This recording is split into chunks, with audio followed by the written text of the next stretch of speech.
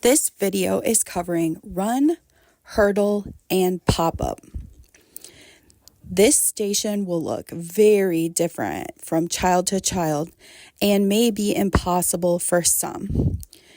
If you encounter a student who should not be attempting this, it's okay to have them run, hurdle, and then just do a jump on the board and stick on the board to keep them safe.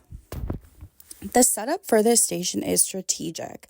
I choose to line up only 2 panel mats for them to run on so their run is a little bit shorter and more controlled and the same length every time.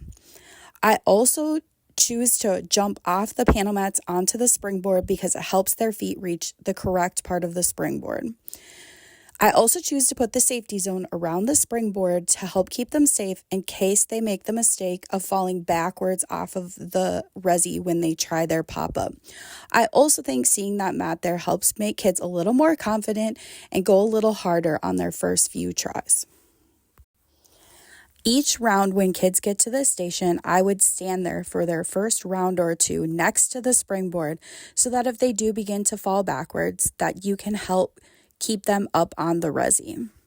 That's also when you can identify kids who maybe shouldn't be trying their pop-up and should stay down on the springboard instead. We want to use the term run and hurdle to the springboard. We want to make sure that they hear these terms and see what it looks like and know that hurdle means to jump from 1 foot on the blue mat to 2 feet on the springboard.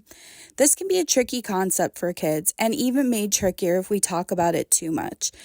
Have them stand on the panel mats and say, run and jump as fast as you can, and most of them will get it. If they struggle at all, you can run alongside of them holding onto their hand all the way till they get up on their pop-up, and that can help some of them by keeping them from freezing at the end of the mats and stopping and thinking about it too hard. If they understand the run hurdle concept, we want to try to teach them to do a backwards arm circle from the blue mat onto the springboard. That helps keep their chest up when they hit the springboard and get more height on their pop-up. We also want to make sure that they know that they're supposed to be in a stick position when they get up to the resi. Hopefully by this time, they've done enough stick finish soldiers that they know what that means and that they're aiming to land like that. Many kids will land and fall immediately forwards, run right away, and do a long list of unsafe things. So we want to make sure that we're coaching them to freeze when they get up there with their arms right in front of them. Please also note that children do not know the names of the varieties of mats in the gym. They don't know what a panel mat is. They don't know what a safety zone is. They don't know what a resi is or a springboard.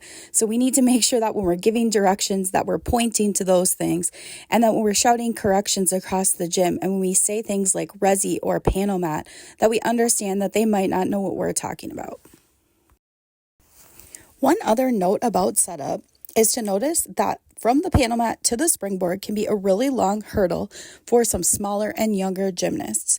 It is also a safe option to take that first panel mat and drag it towards the springboard more so it overlaps it slightly, and then take the second one and touch it up to the first one to make the distance from the blue panel mat to the correct part of the springboard shorter.